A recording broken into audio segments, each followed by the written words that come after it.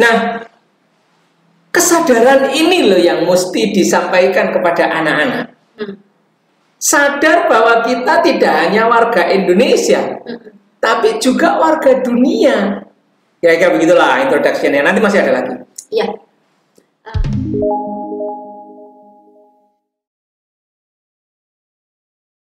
Assalamualaikum warahmatullahi wabarakatuh. Waalaikumsalam warahmatullahi wabarakatuh. Jumpa lagi dengan kami di Move Up TV bersama saya Zakia Joban dan Jumala Multazam. Perkembangan dari tahun ke tahun semakin cepat dan terus bergerak secara dinamis.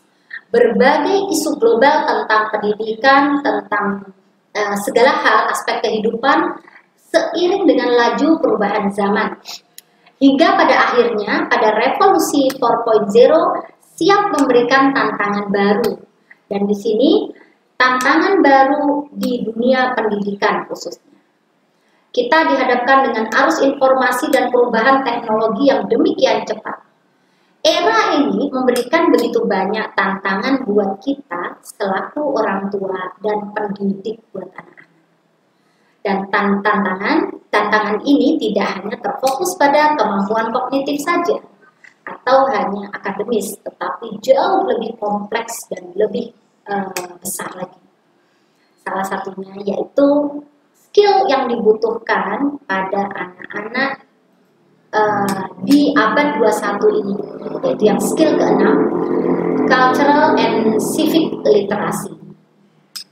Cultural and Civic Literacy ini menjadi sebuah skill yang sangat penting karena proses globalisasi menuntut kita, membuat kita dan anak-anak kita terpapar dengan multicultural, dengan berbagai budaya tanpa batas.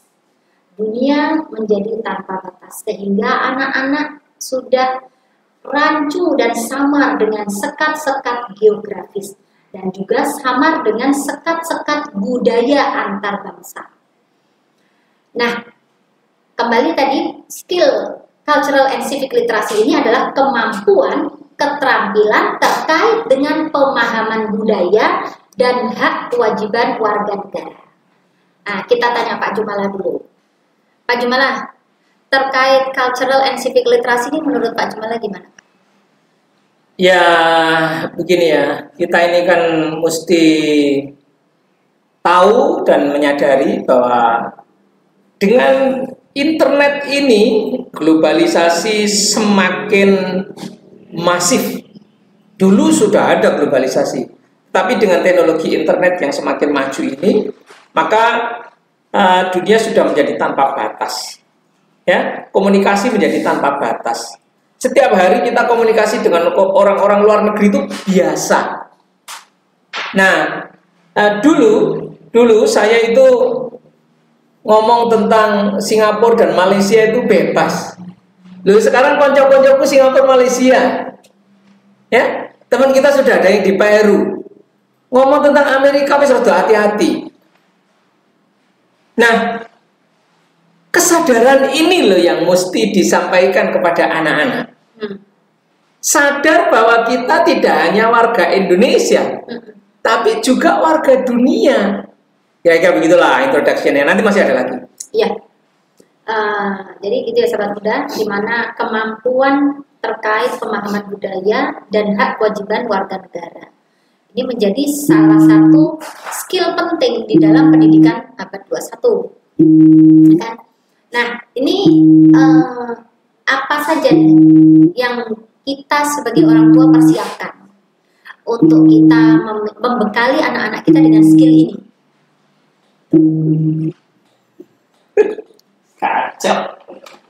Motong mana? Allah.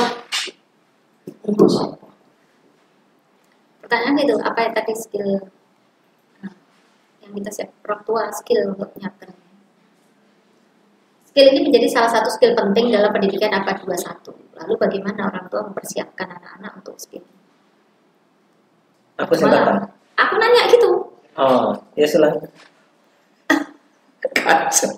Wis kacau. Telepon ngengi iki lho nek tak abaikan. Ngengi ku mlebu nang mic kok. Jadi gak concern wis masa. Nah, cultural and civic literasi ini kan menjadi salah satu skill penting kan dalam pendidikan. Iya, tentu saja. Lalu pertanyaannya nih Pak, bagaimana atau apa yang kita perlu persiapkan sebagai orang tua untuk anak-anak, membekali anak-anak skill ini? Pertama, orang tua mesti menyadari dulu. Yang orang tua nggak sadar, dia pasti akan mengajarkan ketidaksadarannya kepada anak. Maka orang tua mesti aware dulu. Sadar bahwa kita ini berada di dalam lingkungan yang tidak homogen. Kita ini heterogen. Ya, di Indonesia saja yang sekarang sudah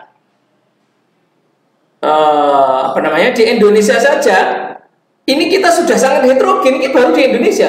Iya, betul. Kita yang terdiri dari bersuku-suku, ngomong tentang suku itu menjadi tidak nyaman. Ya, bersuku-suku. Terus kemudian bahasa yang berbeda-beda. Kita berbahasa yang berbeda di tempat yang bahasanya beda.